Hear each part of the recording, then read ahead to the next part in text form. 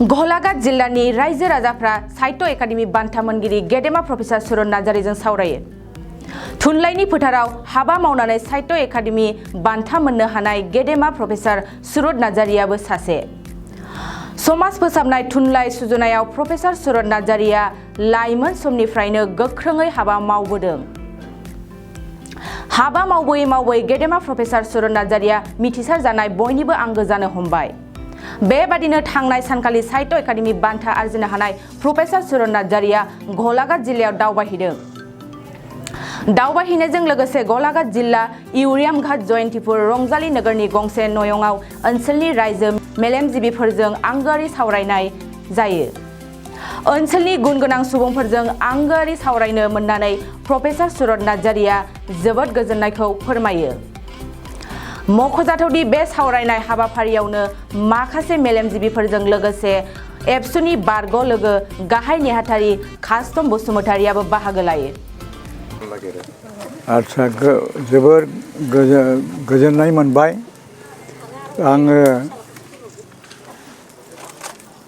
गोबाव समनिफ्रायनो बे डिमापुर नायनो बा कासपुर नायनो माबाखौ नायनो राजापुखुरि बेफोरखौ नायनायनि मोनसे हास्थायनाय दंमोन गोसो सिङाव। बे आंनि थाखाय सिमां आरो मोगथांमोन।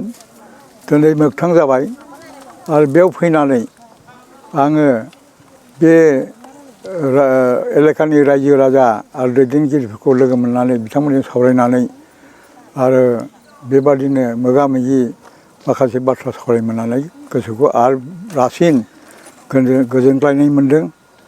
आं नुनो मोनदों बहाय बिथांमोना बर'फोरनि जा राव हारिमु बेफोरखौ आरो फोजाखांनायनि मोनसे गोदान सिमां नुफिनबावदों।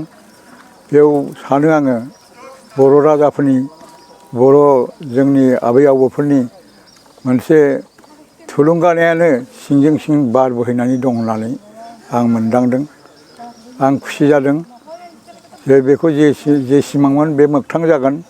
जोंनि गेजेराव आरोबाव बेबादिनो हारिनि फुंखा डिमापुरखौ लानानै आरो गोदान सिमां आरो गोदान मोगथां रनसायफिननायनि मिजिंनायखौ आं खालामनानै आं नोंथांमोनखौ बयखौबो साबायखर होनानै आंनि बे सुंद' बुंनायखौ फोजोबनाय जाबाय।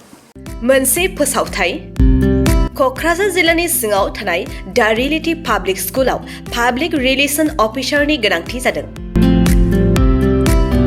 गोसो गुदुं बिजाथिफोरा थाबैनो जगाजग खालामनो हागोन। पाब्लिक रिलेशन अफिसारनि थाखाय बिजाथिया इंराजि आयदायाव एमए खालामनाय जानांगोन, नङाब्ला मास कमिउनिकेशन एन्ड जार्नालिज्म आयदायाव एमए खालामनाय जानांगोन।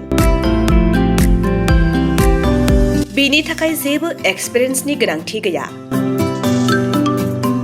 डिग्री गोनां बिजाथिफोरा बयबो एप्लाइ खालामनो हागोन।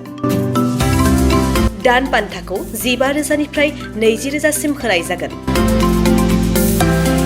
गोसो गुदुं बिजाथिफोरा realitypublicschool@gmail.com आव मेसेज हरनो हागोन, नङाब्ला 9435293000 जानबुं अनजिमायाव जगाजग खालामहरनो हागोन।